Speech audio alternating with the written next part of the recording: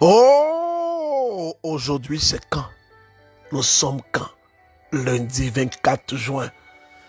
Lundi de la motivation à la semence matinale. Bienvenue. Disposons-nous au nom du Père et du Fils et du Saint-Esprit. Mon nom est Élisée Dossa. Je suis votre frère et j'ai été baptisé dernièrement Wendkuni. On y va.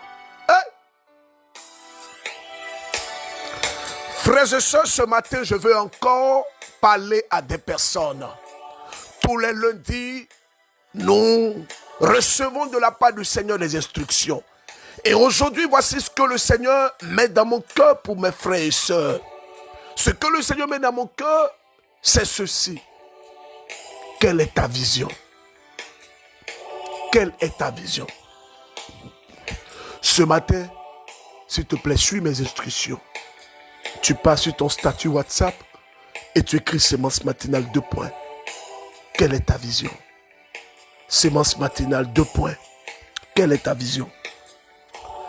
La vision est définie ici comme étant une direction pour un but et une destinée que nous désirons. La vision est à 2 niveaux. Il y a une vision que Dieu donne à une personne et il y a une vision que soi-même nous avons. La vision également est définie comme étant le but à atteindre d'une personne qui n'est pas encore manifestée. Autre chose, en ce qui concerne la vision, c'est ta capacité de voir encore dans le surnaturel ou, si vous voulez, dans le spirituel ou dans ton psychique ou dans ta pensée, ce que tu dois devenir. Quelle est ta capacité de voir? Vous savez, tant que tu n'es pas capable de voir, il y a des choses que tu ne réaliseras pas. Est-ce que tu les as vues? Mais tu vas me dire, mais berger, comment est-ce que je peux voir ça? Oh, allons doucement, on va y arriver. Une personne qui n'a pas de vision sera une personne qui va tourner en rond. Frères et sœurs, moi je rencontre des personnes. J'ai rencontré des frères et des sœurs. J'ai rencontré des personnes qui avaient tout pour réussir, mais qui n'ont pas de vision. La vision, c'est ce que tu vois. Qu'est-ce que tu veux devenir? Je vois des gens qui vivent le jour le jour. C'est bon de vivre le jour le jour. Mais ce n'est pas ce qui est meilleur. Ce qui est meilleur, c'est d'avoir un plan. C'est d'avoir une projection. C'est d'avoir une programmation. Quelle est ta vision? Qu'est-ce que tu veux devenir? Qu'est-ce que tu veux faire? Je vois des gens aujourd'hui qui disent, berger, moi je fais tout. Oui, tu fais tout. Mais quelle est ta vision? Qu'est-ce que tu veux faire? Quelle est la destinée que Dieu a rattachée pour toi par rapport à la vision que toi-même tu as? Parler de la vision, c'est vaste. Il y a la vision de la vie. Quelle est ta vision de la vie? Quand tu regardes la vie aujourd'hui, où est-ce que tu te situes? Tu te places où? Tu te places où? Quel est le but? Le but de ton existence.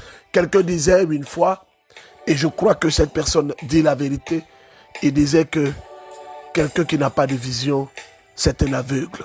Et il y a beaucoup de personnes qui sont là, mais qui sont aveugles. Et une vision. Au cours de ce message, je vais te parler de la vision et je vais essayer de t'ouvrir les yeux. La vision, comme je l'ai dit, c'est ton devenir. Ce que tu imagines de toi qui n'est pas encore réalisé. Qu'est-ce que tu imagines de toi? Lorsque tu as une vision, il ne faudrait pas que ta vision soit circonscrite à ce que tu vois. Autrement dit, il ne faudrait pas que la vision, ce que tu veux devenir, soit fonction de ce que tu vois. Plus ta vision est grande, plus Dieu s'investit. Oh! Qu'est-ce que je viens de dire? Plus ta vision est grande, plus Dieu s'investit. Je vois des personnes qui vivent comme cela, sans une grande vision. Des gens qui se contentent du peu. Des gens qui se contentent du peu. Oh, le peu on prend, mais on cherche mieux. Je reprends, le peu, nous prenons le peu, mais nous cherchons mieux. Il faut que nous ayons une insatiabilité. L'insatiabilité, c'est quoi? C'est une insatisfaction qui crée en nous une soif, un manque, dans le but de faire mieux et de toujours se perfectionner. Frère, assieds-toi et regarde. Quelle est ta vision? Ma soeur, quelle est ta vision? Ah, moi je veux me marier. Moi c'est mari, je cherche. Je vois des femmes qui ont décidé de bâtir leur vie sur le mariage. Aucun projet. Elles n'ont pas de projet de vie. Tout ce qu'elles veulent, c'est se marier et faire des enfants. Ce n'est pas mauvais, c'est très bon. Mais quelle est ta vision toi-même? La vision que tu as de ta vie. Ta vision veut se limiter à te marier et faire des enfants? Non, je crois que tu vaux mieux que ça. Tu dois te marier. Si tu veux te marier, tu dois te marier. Mieux, si Dieu te donne des enfants, gloire à son nom. Mais tes enfants doivent occuper des places. Tu dois te dire que moi, je vais avoir des enfants qui doivent devenir ce que je n'ai pas pu être. C'est pourquoi tu te dois d'avoir une grande vision. Tu ne dois pas avoir une vision en fonction de ce qui est actif dans ta vie, en fonction de ce qui est là, en fonction des réalités du temps présent. Hier, lors de la semence matinale, j'ai parlé et j'ai prié pour les personnes qui avaient des soucis d'audition. Vous savez, lorsque Dieu dit quelque chose dans la semence, le Seigneur le fait. Il est le Dieu fidèle. Écoutons et je reviens à ce message. Jésus est l'architecte de ma vie. Il a commencé. Ce que moi je sais, c'est qu'il est l'alpha et l'oméga. Alpha, c'est le commencement. Oméga, c'est la fin. S'il a commencé, forcément, il doit terminer. Il a commencé. Bonsoir, berger Élisée Doussa. Comment vous allez? J'espère que vous allez bien et votre famille. Je bénis le nom du Seigneur pour votre ministère. Je bénis le Seigneur pour votre vie. Que le Seigneur vous bénisse et que son Esprit Saint vous assiste dans le travail qu'il vous a confié. Moi, je viens cet après-midi pour témoigner de la grandeur de Dieu. Je suis un frère du Bénin. Je vais témoigner par rapport aux semences matinales de ce matin. D'abord, hier, j'ai des intentions sur lesquelles je prie avec la nouvelle. Surtout, je suis un frère en chômage depuis plus de 3 ans. Et je demande la grâce du travail. Je demande à Dieu, même si c'est mes diplômes que l'ennemi a pris et allé cacher là, que cela me revienne, que les anges partent à la recherche de cela pour moi. Et hier nuit, j'ai fait un rêve. Et dans ce rêve, j'ai vu 2 individus qui m'ont remis un chemise dossier contenant mon diplôme. Et à mon réveil, j'ai prié, j'ai remercié le Seigneur. Et je me suis réveillé et évacué tôt dans mes occupations avant d'aller à l'église. Donc, je n'ai pas pu écouter la semence matinale le matin. Donc, c'est tout à l'heure que j'ai quitté l'église que j'ai écouté. Et lorsque le berger a prié pour celui qui n'entend pas bien, et il a demandé à ce qu'on dépose les mains sur nos oreilles qui n'entendent pas bien. Je précise que moi, mon oreille gauche, avec mon oreille gauche, je n'écoute pas bien. En fait, donc, lorsque le berger a dit ça, lorsqu'il a commencé à prier, j'ai déposé ma main sur mon oreille gauche et immédiatement, l'oreille a sonné. Et en écoutant la semence matinale en même temps, j'ai fermé l'œil droit pour voir si je vais écouter avec le gauche. Et effectivement, j'ai écouté. À la fin du semence matinale, j'ai pris mon téléphone, l'appel que je ne pouvais pas recevoir avec l'oreille gauche. J'ai effectué un appel pour vérifier et effectivement, j'ai encore écouté. Donc, je rends grâce à Dieu, je remercie l'Éternel pour ce qu'il a commencé dans ma vie et je sais qu'il va achever en me donnant la grâce du travail. Merci, berger. Merci pour votre ministère. Que Dieu vous bénisse. Merci, mon frère. Que Dieu vous bénisse également. Une vision, c'est une projection. N'oublie pas. Une vision, c'est une projection. Comment tu te projettes? Vers quoi tu te projettes? À quel niveau tu te projettes? Quand je parle d'une projection, c'est une planification qui te permet de voir la finalité d'une chose. Beaucoup de personnes n'ont pas de projection. Qu'est-ce que tu veux devenir? Qu'est-ce que tu veux réaliser? Je veux t'inviter à ne pas t'arrêter à ce que tu vois. Parce que ce que tu vois peut t'induire en erreur. Oh! Ce que tu vois peut t'induire en erreur. Ici, mon point est quoi? Mon point est que tu dois avoir une grande vision. Une vision grande de ta vie. Cette vision, elle ne doit pas être fonction de ce que tu vois ou de ce que on te fait croire. Oh! Moi, mon appel, ce n'est pas pour te reconforter dans ce que tu fais déjà. Non, non, non. C'est pourquoi je suis parfois très incompris par mes collaborateurs, des gens avec qui je marche. Je suis très incompris par ces personnes. Très, très incompris. Frères et sœurs en Christ, bien-aimés dans le Seigneur, Dieu dans le ciel, notre Père, est disposé pour nous ouvrir les yeux sur beaucoup de choses. Je reprends. Quelle est ta vision? Qu'est-ce que tu vois dans ton esprit? Quelle est la projection que tu as de ta vie? Qu'est-ce que tu veux devenir? Si tu n'as pas de vision, mais comment est-ce que Dieu va s'investir dans ta vie? Si tu n'as pas de vision, sur quelle base l'action de Dieu se fera dans ta vie? Jésus a dit, il a dit, donnez-leur vous-même à manger. Quand les personnes étaient nombreuses là, qu'est-ce que vous avez pensé? Vous venez me voir. Il n'y a pas de problème. Mais donnez-leur vous-même à manger. Qu'est-ce que tu as? Quelqu'un me dira, mais comment est-ce qu'on peut bâtir une vision? Comment est-ce qu'on peut avoir une vision? Comment est-ce qu'on peut sentir une vision? Ne vous en faites pas. Je vais vous donner les éléments aujourd'hui, ce matin. Vous savez, c'est extraordinaire. Je veux saluer ici le Père Lisbois, Anaclé, qui est l'aumônier des groupes de dévotion à l'esprit, qui est dans l'archidiocèse de Cotonou. Je veux le saluer. Et je veux également saluer tous les prêtres du Bénin qui écoutent la sémence matinale. Merci. Que le Seigneur vous bénisse. Frères et sœurs en Christ, vous qui m'écoutez, comment on peut avoir une vision? Je vous ai dit qu'il y a deux sortes de visions. Il y a la vision que Dieu te donne et il y a la vision que toi-même tu as de la vie. La vision que Dieu te donne peut venir à toi sous forme de vision ou de songe. Quand je parle d'une vision, une image que tu peux voir, peut-être dans un état de sommeil ou toujours en étant en éveil, tu peux voir une finalité. Et quand Dieu donne une vision à une personne, le signe pour que tu vas savoir que c'est une vision, Dieu ne te montre jamais le début d'une vision. Il te montre toujours la fin. Il dit que vous allez partir à Canaan. C'était la vision que Dieu avait pour le peuple d'Israël. Il dit, je vous envoie à Canaan, là où coule le lait et le miel. Dieu dit à Canaan.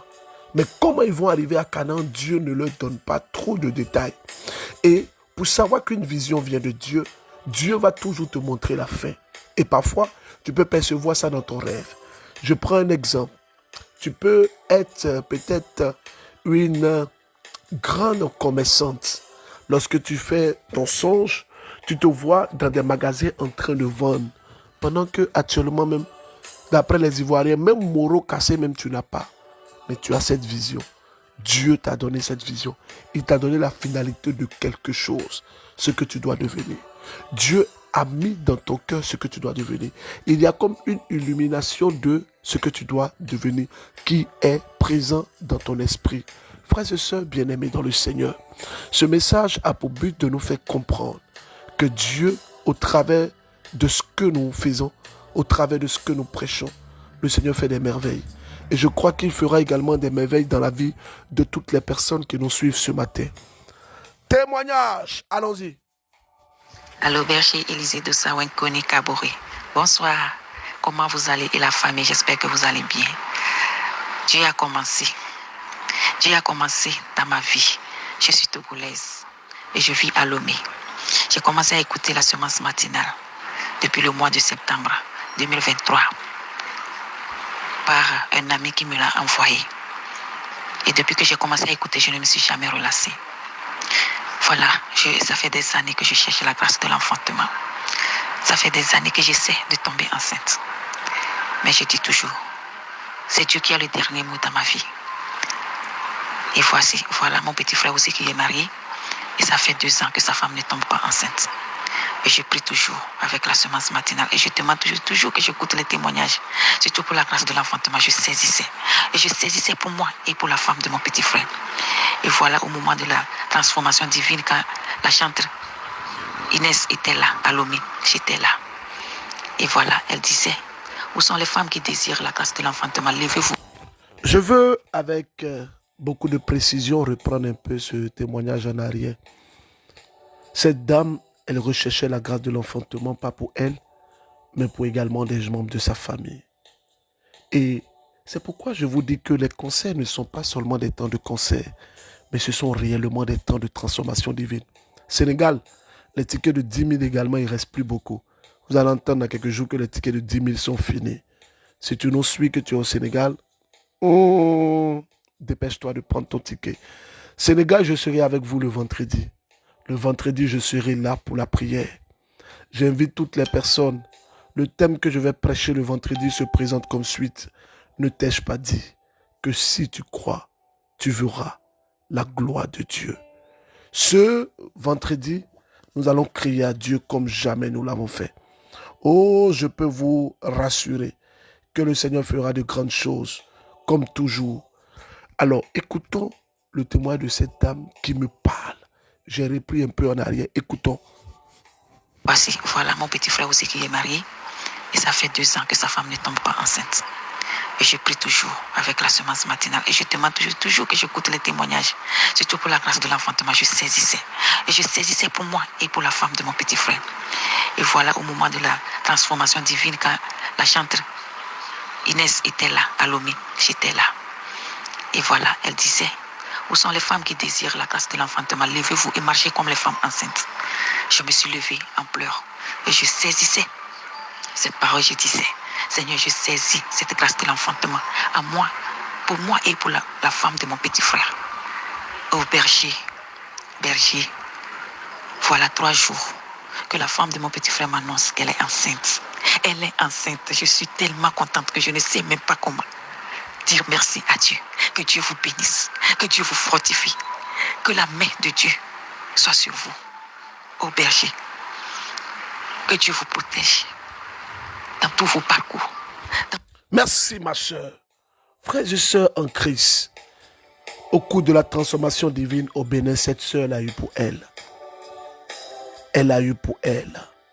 Le Seigneur a fait pour elle. Il a fait pour elle. Toujours parlant de la vision, il y a des éléments qui vont nous aider. Des gens vont me demander, mais berger, comment est-ce que je peux savoir que Dieu m'a donné une vision? Dieu donne une vision à tout homme. Dieu donne une vision à tout homme. Je vais répéter encore. Dieu donne une vision à tout homme. Comment reconnaître que Dieu t'a donné une vision? Comment on fait pour reconnaître ça? Je vous ai dit, premièrement, tu peux utiliser les rêves que tu as. Tu vas te voir dans les rêves être à un certain niveau, loin de ce que tu peux imaginer, loin de ce que tu as. C'est-à-dire que tu réalises que tu as un certain niveau, que quand toi-même tu regardes là, normalement tu ne peux pas être là-bas. Mais Dieu te montre que tu es là-bas. Dans ton songe, dans ton rêve, tu es là-bas. Tu es toujours à un niveau élevé. Tu es dans une grâce, une faveur. Deuxième chose qui peut t'amener à comprendre la notion de la vision divine, c'est le mentoring. C'est pourquoi j'invite toutes les personnes doivent avoir un mentor. Un mentor, c'est quelqu'un vers qui tu peux t'identifier. Une personne qui peut te booster. Une personne qui peut t'emmener à voir qui tu es. Vous savez, dans la vie, et je veux m'attarder un peu sur ce point, tellement de personnes veulent atteindre des niveaux, mais sans mentor et sans repère. Jean-Baptiste, parlant de Jésus, il a dit, voici l'agneau de Dieu. L'agneau de Dieu, celui qui enlève le péché du monde, le voici. Voici l'agneau de Dieu. Jean-Baptiste, en pointant Jésus du doigt, en le choisissant comme étant, en affirmant que c'est lui l'agneau de Dieu, qu'est-ce qui s'est passé? Les regards se sont tournés alors vers Jésus. Les gens ont commencé à regarder Jésus. Voici l'agneau de Dieu. Jean-Baptiste était la voix qui crie dans le désert. Jésus est venu se mettre à genoux devant Jean-Baptiste et il dit à Jean-Baptiste, baptise-moi. Jean-Baptiste dit non, ce n'est pas à moi de te baptiser. Jésus dit, baptise-moi. Vous savez, il y a des personnes, c'est elles qui vont vous révéler. Et il y a des gens qui sont vos mentors. Il y a des personnes que Dieu vous envoie pour parfois dire des choses sur votre vie. Vous allez voir que souvent, vous-même vous êtes dans des situations compliquées et il y a des gens autour de vous dans votre environnement qui peuvent même venir vous demander de l'argent. Pendant que c'est dur chez vous, c'est difficile. Même pour manger, vous n'arrivez pas. Mais il y a des gens autour de vous qui viennent vous demander de l'argent. Ces personnes ont vu des choses que vous n'avez pas vues. Vous allez voir que des gens avec qui vous collaborez, des pères, des gens qui ont vu en vous des grâces. Ces personnes-là vont vous motiver. Ces personnes vont vous dire des choses que peut-être que vous-même vous ignorez. Des choses que vous que vous n'avez même pas idée. Mais ces choses sont réelles. Écoutons. Chico, Dieu de sémence matinale, il est vivant, je te dis. Dieu de Neuven là, on crie que Dieu nous donne 500, qu'il nous donne 6. Il sait ce qu'il fait. Soniel plutôt, que Dieu te bénisse. Partout tu passeras, tu vas toujours croiser un bienfaiteur.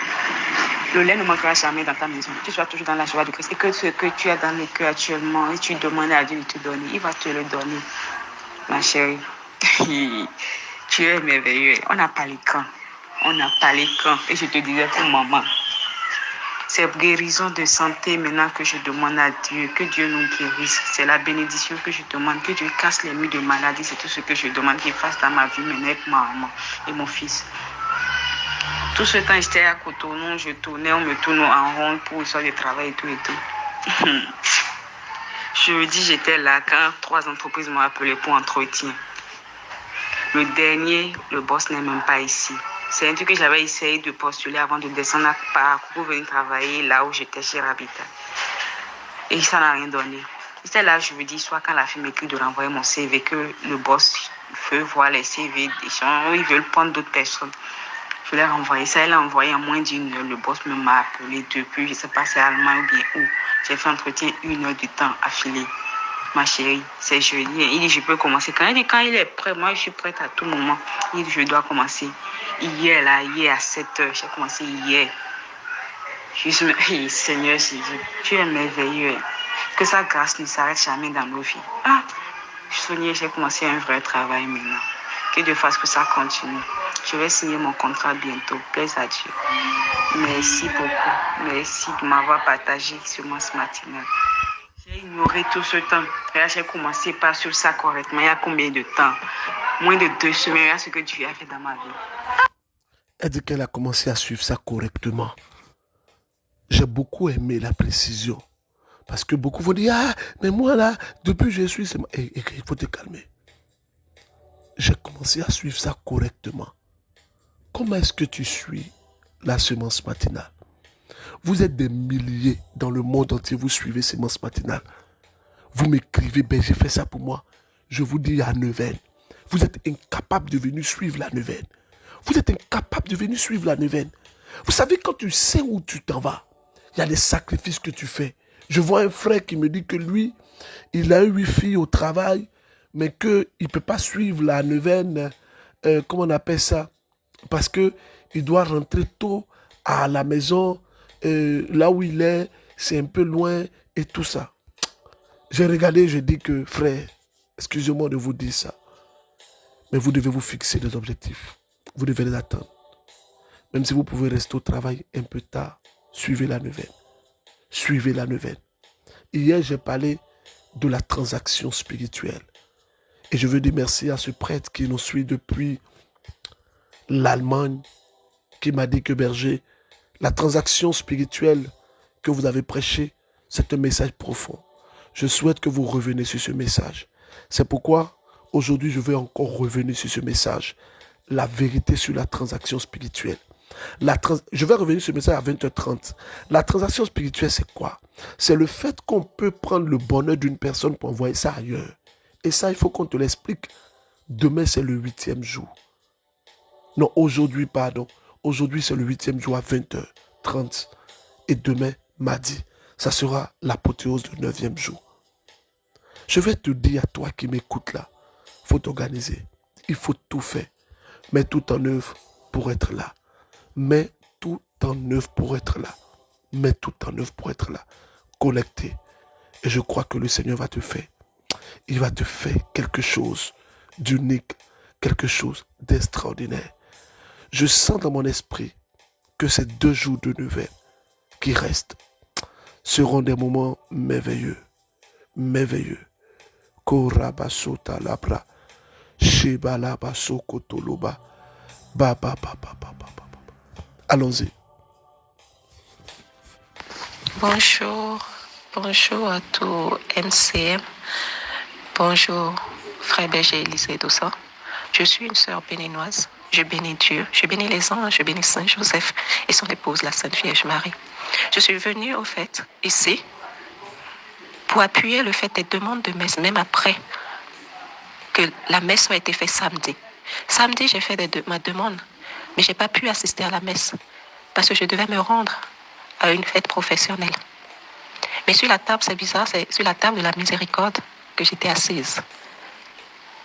Et je ne pouvais pas, je voulais bien sûr, mais je ne pouvais pas. Mais ce matin, je me suis dit, je vais suivre la messe, je me suis levée pour ça. Et j'ai suivi jusqu'à la fin, j'ai assisté comme si j'étais vraiment à la messe. Et j'ai prié. À la fin de la messe, j'ai demandé au cours de mes prières plein de demandes. Et j'ai demandé à Saint Joseph de me donner la grâce d'aimer Dieu. Quelques minutes après, tout mon corps a chauffé. J'ai senti de la chaleur, mais je ne transpire pas, mais à l'intérieur de moi. Je priais aussi pour une demande particulière d'enfantement. Tout mon corps brûlait. J'ai regardé alors, j'ai vu, mais j'ai laissé les portes ouvertes parce que j'étais au salon. Mais je ne transpirais pas parce que j'avais chaud. Mais j'étais sûre que je suis touchée. Je sais que Dieu m'a fait un miracle et que je vais revenir pour témoigner de ce miracle.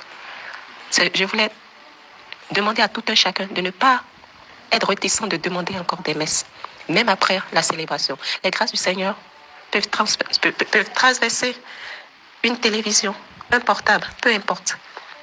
Ayez vraiment la foi. Merci, c'était vraiment ce que je voulais vite témoigner. Et je suis sûre que ce qu'il a commencé, il va terminer. Il va terminer. Deuxième chose en ce qui concerne la vision. Lorsque vous avez vous-même une vision de votre vie, comment est-ce que vous devez la décerner? La vision de votre vie, vous devez vous-même avoir une vision. Dieu peut marcher avec la vision que vous avez, ou comme Dieu peut vous aider à voir, à mieux voir la vision qu'il a pour vous. Mais tout compte fait, vous devez avoir une vision. Des gens vivent sans vision. Oh, ça me fait trop mal. Comment est-ce que tu peux vivre sans vision? Comment est-ce que tu peux vivre sans orientation? Non, je ne suis pas d'accord. Je ne suis pas d'accord. Tu dois pouvoir vivre avec une vision. Quelle est ta vision? Bonjour berger. J'espère que de votre côté ça va. Nous prions toujours le Seigneur qui vous garde afin que vous puissiez être un guide pour nous. Je suis un frère de Togolais, je vis à Lomé. Je viens ce matin pour rendre mon témoignage. Je m'excuse devant le Tout-Puissant parce que j'ai énormément pris de temps avant de témoigner. Mais cette fois-ci, je me suis dit que je dois le faire. Dieu ne peut pas te faire une grâce et refuser de témoigner. Berger, sans vous mentir, j'avais personnellement fait mes propres prières pour que je puisse m'éloigner de la masturbation. J'ai même fait des neuvaines, des chapelets. Berger, ça n'a pas pu marcher. Mais lorsque j'ai eu votre contact et j'ai commencé par vous suivre, Berger, ceci est hors de ma vie maintenant. Je glorifie le Seigneur pour cette grâce et pour sa puissance dans notre vie. J'ai encore un deuxième témoignage. Berger, dans notre famille, c'est une famille polygame. Chez notre maman, nous sommes 5. Mais il y a un frère avec qui, même si je l'appelle, il ne prend pas. Le mercredi, on a suivi un direct pour la neuvaine. Et vous avez demandé à la fin d'appeler les frères avec qui ça ne marche pas. Berger, il faisait nuit, je n'ai pas pu l'appeler. Jeudi, je l'appelle, toute la famille l'a appelé, il n'a pas répondu. Berger, je l'appelle, il a répondu. On a causé, étant frère. Et j'ai demandé aux autres de l'appeler. Et ils ont appelé, il a répondu. Merci beaucoup, Berger. Que Dieu vous garde et vous inspire toujours afin que nous puissions être protégés sur cette terre. Merci, Berger. Merci. Je vais parler maintenant de la vision que tu as. Comment tu peux la décerner? Il y a deux moyens. Premièrement, pour décerner la vision que tu as, c'est une vision qui s'aligne avec tes talents naturels. Quels sont les talents naturels? Deuxième chose, les visions qui s'alignent avec la joie et la satisfaction de ton âme. Vous savez, il y a des boulots, quand tu es dedans, tu n'es pas en train de faire ta vision parce que tu n'as pas de joie. Ton âme n'est pas en paix, tu n'es pas heureux. Tu n'es pas heureux. Je vais donner cette parole. Excusez-moi, je vais couper la musique pour vous dire ceci. Vous savez, lorsque vous passez par des moments difficiles, lorsque vous traversez des situations difficiles, les personnes autour de vous, les personnes merveilleuses que Dieu a placées autour de vous, ne les boudez pas. Ne vous renfermez pas. Ne gardez pas tout sur vous. On n'est jamais bien seul. Il y a des personnes qui aiment tout garder seul. Non, ouvrez-vous. Le monde est tellement difficile. La vie est tellement courte. Profitons de chaque instant de la vie. Aimons-nous.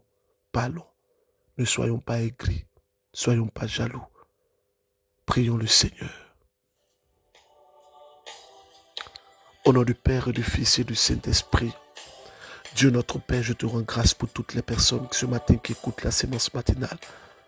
Je te prie pour toutes ces personnes, Seigneur, qui sont en train d'écouter cet audio.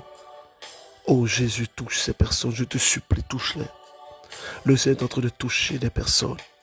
Vous savez, je m'arrête là parce que le Saint-Esprit me dit que ce soir, à partir de 20h30, nous allons fortement prier. Nous allons faire un temps de combat spirituel qui sera dirigé par moi-même. Et je vous invite à faire tout pour être là. Les textes de méditation que je nous propose Jean, le chapitre 1, et je nous propose Isaïe, chapitre 49. Jean, chapitre 1, Isaïe, chapitre 49. Le texte que je vous demande, et les deux questions que je vais vous poser. La première question, où a eu lieu le premier miracle de Jésus? Où Jésus a-t-il fait son premier miracle? La deuxième question, donnez-moi le nom du lieu où Jésus a été crucifié. Que Dieu vous bénisse. N'oubliez pas que Dieu est fidèle. Rendez-vous 20h30. Au revoir.